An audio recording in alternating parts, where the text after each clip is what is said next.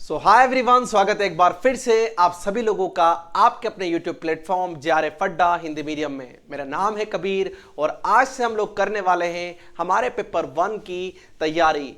क्या करने वाले हैं हम लोग? हमारे पेपर 1 की तैयारी हिंदी मीडियम में आपके अपने चैनल जेआरएफ अड्डा हिंदी मीडियम पर रुकिए जरा, तैयारी करने से पहले हम लोग कुछ मिस कर रहे हैं। क्या मिस कर रहे हैं? हम मिस कर रहे हैं तैयारी करने की प्लानिंग को, यानी कि हम मिस कर रहे हैं उस रणनीति को जिस रणनीति का यूज लेकर उपयोग कर कर बड़ी बड़ी जंग जीती गई हैं। हिस्ट्री इतिहास के अंदर जितनी भी बड़ी जंग हुई हैं, जितनी भी बैटल्स हुई हैं, उन सभी बैटल्स एंड जंग को जीतने के लिए एक हिस्ट्री या कहें एक प्लानिंग का उपयोग किया गया है, एक रणनीति का उपयोग किया गया है। तो उसी रणनीति को हम लोग सबसे पहले डिस्कस करेंगे कि कैसे हम लोग हमारे रणनीति को मूर्त रूप दें, हमारी प्लानिंग को मूर्त रूप दें, कि हम लोग हमारे प्रयास को, हमारे प्रथम प्रयास को, या कहें अगर आप लोग बिगिनर हैं या कहें कि आप लोग अभी पहली बार अपने एग्जाम को देने वाले हैं, या आप लोग चाहते हैं कि आप अपने प्रथम प्रयास के अंदर पेपर 1 को आसानी से अच्छे मार्क्स के साथ में क्रैक कर पाएं, उसके बारे में तो हम लोगों को सबसे पहले डिस्कस करना चाहिए। जो रणनीति मैंने आपको बनाई है, मैंने आपको बतानी है, जो मैंने आप लोगों के लिए तैयार की है, उसके बारे में तो क्या होने वाली है हम लोगों की रणनीति और कैसे हम लोग हमारे पेपर 1 को आसानी के साथ में तोड़ सकते हैं। गाइस, कैसे हम लोग उन 10 यूनिट को आसानी से 1 बाय 1 करके डिवाइड करके आसानी के साथ में 10-10 मार्क्स को हासिल कर सकते हैं। तो उसकी रणनीति मैंने आप लोगों के लिए काफी आसान तरीके से बनाने का प्रयास किया है। तो गाइस, जैसा कि आप लोगों को पता है कि आपका पेपर 1 जो है ये 10 यूनिट या कहें 10 इकाइयों से मिलकर बना होता है। ये 10 इकाइयों के अंदर आप लोगों को काफी कुछ चीजें पढ़ना होती हैं, जिसके अंदर आप लोगों के टीचिंग एप्टीट्यूड से लेकर रिसर्च आ जाता है। यहां कम्युनिकेशन की बात भी की जा सकती है, या कहें संचार की बात भी की जा सकती है, या कहें हम लोग हमारी जो अलग अलग वेरियस यूनिट्स हैं या अलग अलग काफ़ी यूनिट्स हैं, ये बहुत सारे अलग अलग प्लेटफॉर्म से अलग अलग रिसर्च के साथ में बनाई हुई हैं। तो कैसे हम लोग, इसके अंदर मैथमेटिक्स भी आएगा, इसके अंदर आप लोगों के पास में ज्योग्राफी पढ़ा जाएगा, हिस्ट्री पढ़ा जाएगा, पॉलिटिकल साइंस भी आप लोगों के इसमें आएगा, या सारे के सारे सब्जेक्ट का मिक्सचर या मूर्त रूप इसके अंदर आप लोगों को करना होगा तैयार। तो कैसे आप लोग अपनी प्लानिंग को पूरा करें, कौन सा पार्ट आप लोग सबसे पहले पढ़ें, या किस यूनिट को सबसे ज्यादा प्रेफरेंस दें, किस यूनिट को सबसे कम पढ़ें, वो प्लानिंग, वो तैयारी, वो परेशानी, वो कठिनाइयां, वो सवाल, ये सारी चीजें हम लोगों के दिमाग में आना शुरू हो जाती हैं तब जब हम लोग हमारी तैयारी शुरू करते हैं। और वही सवाल करते करते धीरे धीरे धीरे धीरे बनते हमारे दिमाग के अंदर डाउट फैक्ट्री बन जाते हैं कि कैसे, कौन सी, कब यूनिट स्टार्ट की जाए। तो मेरी बात अगर आप लोग मानेंगे तो मैंने जो रणनीति आप लोगों के लिए तैयार की है, उस रणनीति का उपयोग करके आप लोग आसानी से अपने पहले ही प्रयास के अंदर अपने एग्जाम को क्रैक कर पाएंगे। तो चलिए बिना वक्त गवाए हम लोग बात करते हैं मेरी बनाई हुई रणनीति के ऊपर। तो मेरे हिसाब से जो मैंने रणनीति आप लोगों के लिए तैयार की है, उस रणनीति के अंदर कौन कौन सी यूनिटों को आप लोगों को प्राथमिकता देनी चाहिए और किन यूनिटों को आप लोगों को सेकेंडरी या द्वितीय स्थान पर रखना चाहिए। तो मैंने आप लोग की प्लानिंग के अंदर जो रखा है, सबसे पहली यूनिट को जो आपको प्रेफर करनी चाहिए वो है यूनिट नंबर 1। गाइस, शुरू से शुरू करेंगे तो अच्छा काम होने के चांसेस बढ़ जाएंगे, इसलिए मैंने आपको यूनिट नंबर 1 को प्रथम स्थान पर रखा है। इस यूनिट के अंदर आप लोग क्या पढ़ेंगे, कैसे पढ़ेंगे, क्यों पढ़ेंगे, कब पढ़ेंगे, वो सारी जानकारियां, वो सारी कठिनाइयां, वो सारे सवाल, वो सारे जवाब हम देंगे आपको आने वाले सेशंस के अंदर। तो हमारी फर्स्ट यूनिट जो होने वाली है वो है शिक्षण योग्यता पर आधारित। गाइस, हमारी पहली यूनिट है शिक्षण योग्यता पर आधारित। इसको आप लोगों को आपकी प्लानिंग के अंदर नंबर 1 पर रखना है।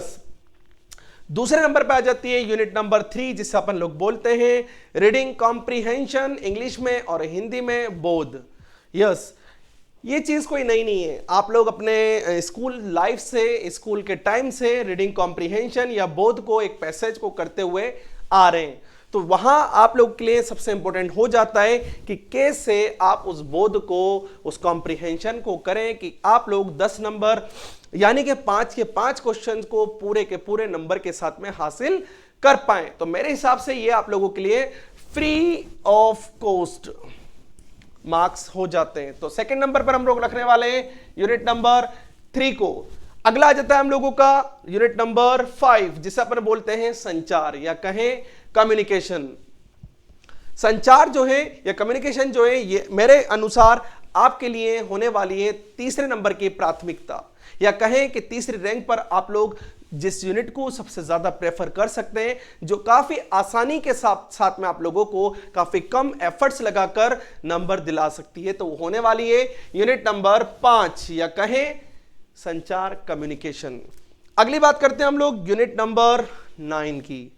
यस गाइस, जैसे कि आप लोग देख पा रहे हैं यूनिट नंबर 9 या इकाई नंबर 9 जो है उसे हम लोग सरल भाषा में पीडी या कहें लोग, पर्यावरण एवं विकास के नाम से जानते हैं। यस, अब मैं आप लोगों से कहूं कि ये यूनिट जो है आप लोग तीसरी क्लास से पढ़ते हुए आ रहे हैं। यस, तीसरी क्लास से। इसके अलग अलग भाव, इसके अलग अलग जो टॉपिक्स हैं, अलग अलग जो इसके क्वेश्चंस हैं, या कहें कि अलग अलग इसके प्रकारों के बारे में, इसके बारे में आप लोग पिछली थर्ड क्लास या तीसरी क्लास से पढ़ते हुए आ रहे हैं। तो इसमें आपने थर्ड में ही पढ़ा, फोर्थ में पर्यावरण के बारे में पढ़ा, फिफ्थ में पढ़ा। आप लोग हमेशा ये चीज पढ़ते हुए आ रहे हैं, कोई नया नहीं है। बट यहां पर क्या क्या चीजें इस यूनिट के अंदर नेट जेआरएफ के सिलेबस के अंदर ऐड की हैं यूजीसी ने, वो यहां इंपॉर्टेंट क्वेश्चन हो जाता है। तो वो मेरे अनुसार आपके लिए प्रेफरेंस में होना चाहिए, आपकी इंपॉर्टेंस में होना चाहिए कि आप कौन सी यूनिट को आसानी से पढ़ सकते हैं। तो मेरे हिसाब से ये यूनिट होगी आपके चौथे नंबर पर, और वो चौथा नंबर जो है वो काफी इंपॉर्टेंट हो जाएगा तब, क्योंकि जब आपको पहले से उसके बारे में पता होगा। और आई थिंक आप सभी लोगों को कहीं ना कहीं कुछ ना कुछ सबसे ज्यादा जो पता होने वाला होगा शायद इसी यूनिट में से होगा। अगला हम लोग रखने वाले यूनिट नंबर 10 को, जो कि है उच्च शिक्षा या कहें हायर एजुकेशन को। अंग्रेजों के जमाने से लेकर अभी तक के जो टाइम पीरियड है, इस टाइम के अंदर, इस समय अंतराल के अंदर हमारी उच्च शिक्षा के अंदर क्या बदलाव हुए हैं और क्या क्या चीजें इसके अंदर दी गई हैं और क्या चीजें आपको पढ़नी है, वो सारी की सारी चीजें हमारी जनरल लाइफ से, हमारी सामान्य जीवन पर आधारित हैं। तो ये यूनिट आप लोग रख सकते हैं अपने प्रेफरेंस के अंदर, और इस प्रेफरेंस को हम लोग 5 यूनिट्स में 1 से लेकर 5 के अंदर मैंने आपके साथ में डिस्कस किया। यदि आप लोग इन सारी की सारी यूनिट को मेरी बनाई हुई और बताई हुई रणनीति अनुसार पढ़ेंगे तो आप लोग काफी आसानी से इनमें दिए हुए, इनमें आने वाले क्वेश्चंस को हल कर पाएंगे बिना किसी परेशानी और कठिनाई के साथ में। तो हम लोग कल फिर से मिलने वाले हैं, एक बार फिर आपके अपने YouTube प्लेटफॉर्म जेआरएफ अड्डा हिंदी मीडियम में, और लेकर मैं आप लोगों के लिए आऊंगा एक नई यूनिट को। इन्हीं में से कोई एक मैंने सेलेक्ट किए ताकि मैं आप लोगों को काफी आसानी से शुरू करवा कर एंड करे एग्जाम के साथ में। तो तब तक के लिए धन्यवाद और जुड़े रहिए, और लाइक शेयर सब्सक्राइब जरूर कर दीजिए। Yes guys, as a teacher उसका मनोबल बढ़ जाता है, यदि आप लोग लाइक शेयर एंड सब्सक्राइब करते हैं तो उसका मनोबल बढ़ जाता है।